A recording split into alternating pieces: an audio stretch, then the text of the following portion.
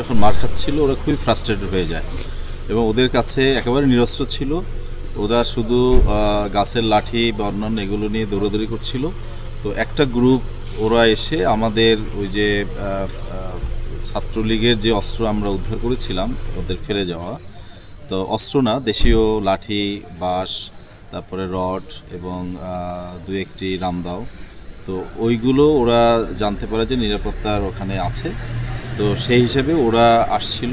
তো আমরা বারবার ফিরিয়ে দেওয়ার পরেও তো শেষমেশ অনেক মানুষ যখন জড়ো হয় তখন এটা আমাদের নিরাপত্তা কর্মীদের মারধর করে ওরা সেগুলো নিয়ে যায়।